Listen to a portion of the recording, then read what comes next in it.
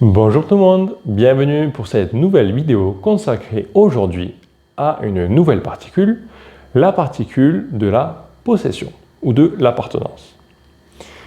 Vidéo plutôt courte aujourd'hui, pourquoi? Parce que son utilisation est plutôt simple, donc ça prendra pas beaucoup de temps. Première remarque à propos de cette particule, et pas des moindres, c'est que, on est d'accord, nous avons la syllabe œil. Œil.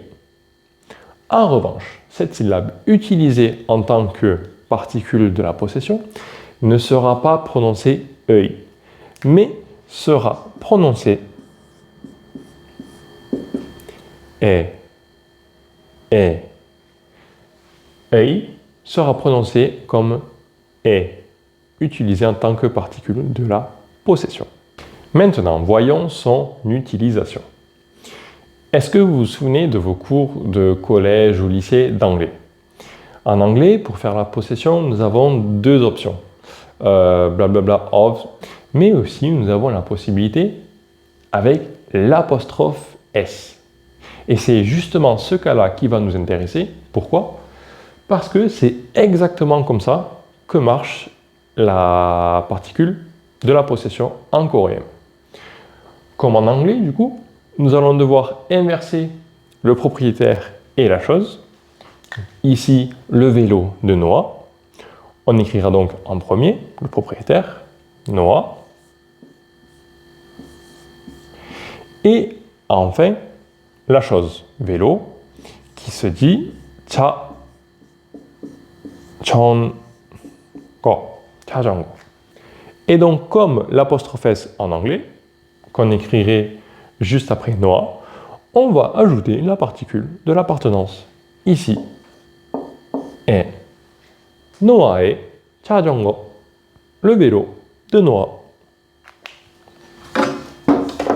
Maintenant, passons à quelques phrases d'exemple. Ici, nous avons Ivan, un prénom, Ivan.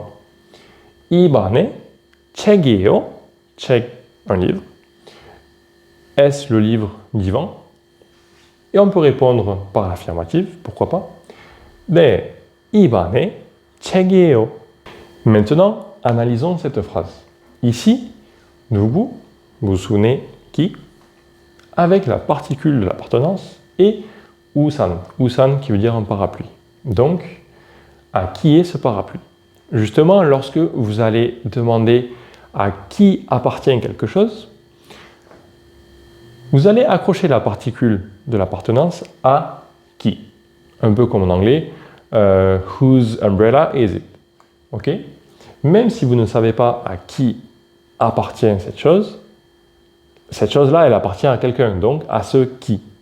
C'est pour ça que vous ajouterez à nouveau la particule de la possession. Maintenant, je vais répondre qu'il m'appartient. Il appartient à moi. Je vais donc écrire 저, puisque c'est pronom personnel de la première personne du singulier, 저, et je vais le combiner avec la particule de l'appartenance. 저. Alors, comme avec la particule du sujet, il se transforme un petit peu. Particule du sujet avec 저, ça donne 제가. Ici, c'est un petit peu plus simple. Ça donne simplement 제. 누구의 우산이에요? 제 우산이에요.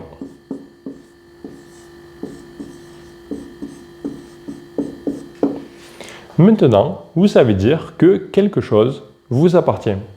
제 친구예요. C'est mon ami. 제 책이에요. C'est mon livre. On peut par exemple aussi, pourquoi pas, utiliser la particule du thème. Avec ici, 여기, ici. 여기는 누구의 방이에요? Ah, c'est la chambre à qui ici? 예나의 방이에요. C'est la chambre de 예나. C'est la chambre à 예나.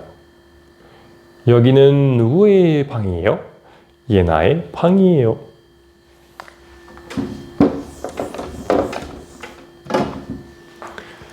C'était tout ce qu'il y avait à savoir à propos de la particule et de l'appartenance. Si vous avez des questions, n'hésitez pas à les poster en commentaire. Et moi, je vous dis à la prochaine pour une nouvelle vidéo. C'était Benjamin. 안녕하세요.